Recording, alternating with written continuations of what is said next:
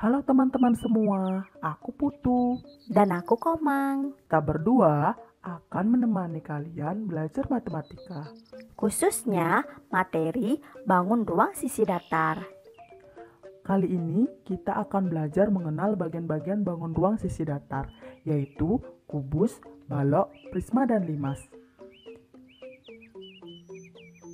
Namun sebelumnya, masih ingatkah kalian bentuk-bentuk bangun datar serta mencari luas dan kelilingnya? Ayo mengingat, bangun datar ada bentuk persegi. Persegi merupakan bangun datar yang dibentuk oleh 4 sisi sama panjang dan sudutnya sama besar. Daerah persegi pada gambar berikut adalah daerah yang berwarna orange. Keliling persegi merupakan panjang seluruh garis luar yang mengelilingi bangun persegi. Sedangkan luas persegi merupakan luas daerah persegi. Bangun datar ada juga berbentuk persegi panjang. Persegi panjang merupakan bangun datar yang dibentuk oleh 2 pasang sisi yang masing-masing sama panjang dan sejajar, dan 4 sudutnya siku-siku. Daerah persegi panjang pada gambar berikut adalah daerah yang berwarna merah. Keliling persegi panjang merupakan panjang seluruh garis luar yang mengelilingi bangun persegi panjang, sedangkan luas persegi panjang merupakan luas daerah persegi panjang. Begitu juga dengan bangun datar lainnya seperti bangun segitiga, jajar genjang, lingkaran, dan trapesium.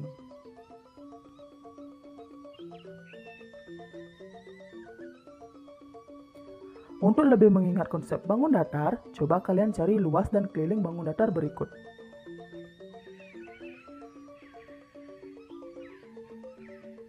Ya, benar, luasnya panjang kali lebar yaitu 50 kali 20 sama dengan 1000 cm persegi, sedangkan kelilingnya 2 kali panjang tambah lebar yaitu 140 cm.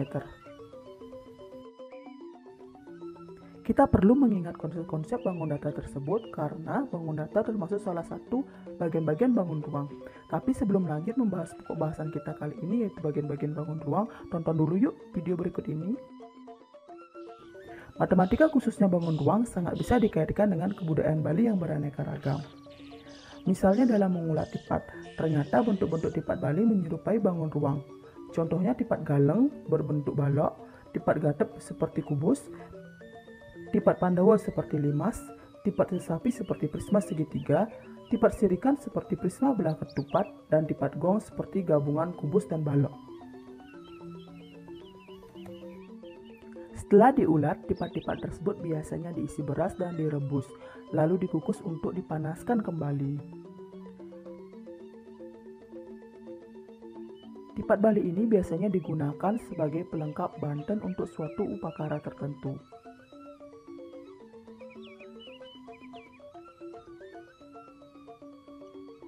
Kebudayaan Bali yang kedua yaitu kerajinan anyaman bambu. Ternyata banyak juga yang menyerupai bangun ruang.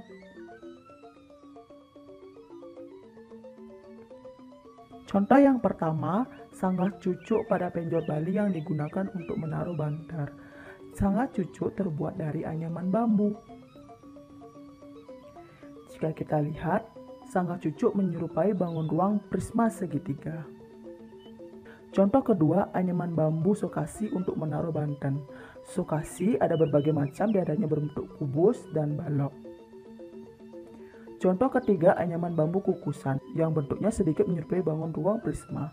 Kukusan biasanya juga dipakai untuk menanak nasi atau menghangatkan tipat.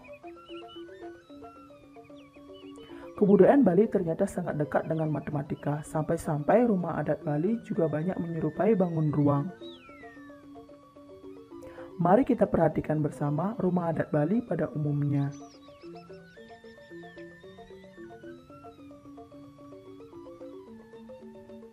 Pawon terlihat seperti gabungan bangun prisma dan balok. Atap sekepat seperti limas dan balai dauh seperti gabungan prisma dan balok.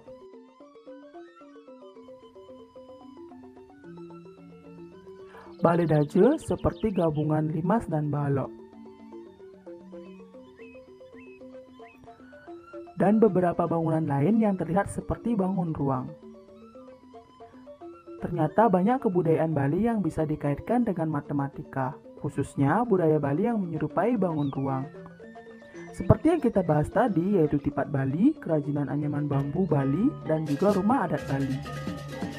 Kebudayaan Bali ini perlu kita jaga dan kita lestarikan bersama, karena selain penuh makna dan keindahan, juga bermanfaat untuk mempelajari ilmu pengetahuan.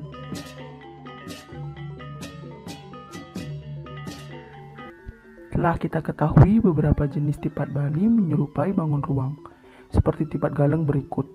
Setelah disketsa, membentuk bangun ruang balok. Begitu juga dengan tipat Bali yaitu tipat gatep yang menyerupai bangun ruang kubus. Coba kita hilangkan gambar tipat gatep telah menyerupai bangun ruang kubus. Kali ini kita akan mempelajari lebih mendalam bagian-bagian bangun ruang balok, karena sebenarnya balok memiliki bagian-bagian yang sama dengan kubus. Balok dan kubus memiliki nama bagian-bagian yang terdiri dari bidang, rusuk, dan titik sudut. Balok memiliki 6 bidang, yaitu bidang A, B, F, E, D, C, G, H, A, B, C, D, E, F, G, H, B, C, G, F, A, D, H, E. Jadi, bidang adalah sekat yang membatasi antara bagian dalam dan bagian luar bangun ruang. Balok memiliki 12 rusuk, yaitu rusuk AB, BC, CD, AD, EF, FG, GH, EH, AE, BF, CG, dan DH. Rusuk adalah perpotongan antara dua bidang. Perhatikan bangun balok berikut memiliki titik sudut A, titik sudut B, titik sudut C, titik sudut D, titik sudut E, titik sudut F, titik sudut G, dan titik sudut H. Jadi, titik sudut adalah titik perpotongan atau pertemuan antara tiga rusuk. Selanjutnya kita bahas diagonal pada balok. Diagonal adalah garis yang menghubungkan dua titik yang tidak berurutan. Pertama, diagonal bidang. Diagonal bidang pada suatu balok adalah garis yang menghubungkan dua titik sudut yang saling berhadapan pada suatu bidang. Contohnya diagonal bidang AH, ED,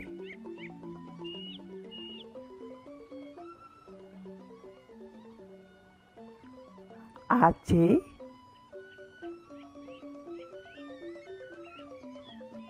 BD.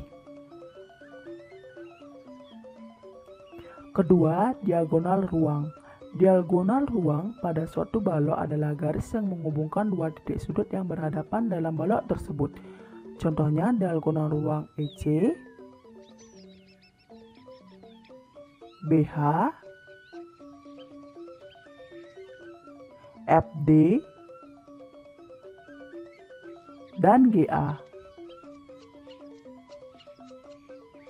Ketiga, bidang diagonal.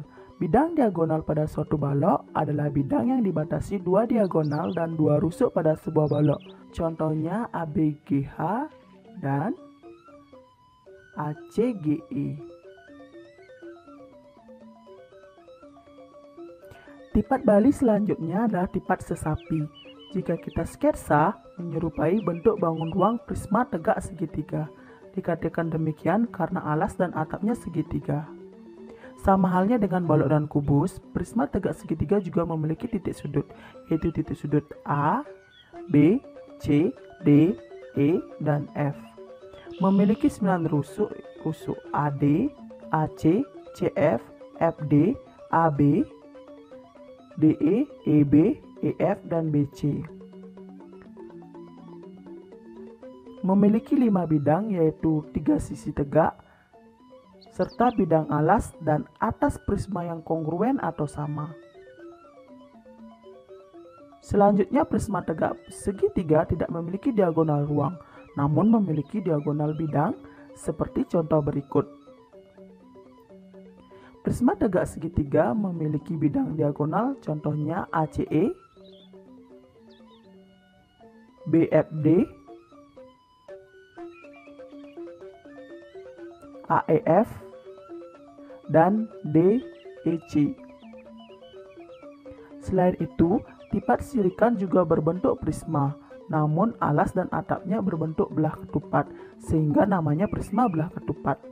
Prisma diberi nama berdasarkan bentuk alasnya, sehingga terdapat prisma segitiga, segi 4, segi 5, dan segi N. Jika sisi alasnya diperbanyak terus-menerus tak terhingga, maka akan berbentuk tabung. Tipat selanjutnya yaitu menyerupai bangun ruang, adalah tipat Pandawa. Jika kita sketsa menyerupai bangun ruang 5 segitiga, karena alasnya berbentuk segitiga. Bagian-bagian prisma segitiga yang pertama, titik sudut. Titik D adalah titik puncak, titik A, B, dan C adalah titik sudut bidang alas. Kedua, rusuk. Rusuk AB, AC, BC disebut rusuk alas. TA, TB, dan TC disebut rusuk tegak. Ketiga, bidang. Segitiga TAB, TBC, TAC disebut sisi tegak. Sedangkan ABC bidang alas. TE tegak lurus bidang alas, maka TE disebut tinggi limas. Khusus untuk limas segitiga tidak memiliki diagonal bidang, diagonal ruang maupun bidang diagonal. Sama halnya dengan prisma, limas juga diberi nama berdasarkan bentuk alasnya. Sehingga terdapat limas segitiga, segi 4, segi 5, dan segi N. Sebuah limas segi N beraturan jika sisi alasnya diperbanyak terus-menerus, maka bentuk limas itu akan mendekati kerucut. Teman-teman, itulah tadi kita sudah mempelajari bagian-bagian bangun ruang sisi datar, kubus, balok, prisma, dan limas. Bagaimana? Apakah kalian sudah paham? Agar kalian lebih memahami bagian-bagian bangun ruang ini, kalian bisa coba latihan soal dan kuis-kuisnya. Sampai jumpa pada materi selanjutnya ya, bersama aku, Putu, Dan aku Komang. Selamat belajar ya kalian. Tetap semangat dan ingat selalu untuk melestarikan budaya kita. sampai jumpa.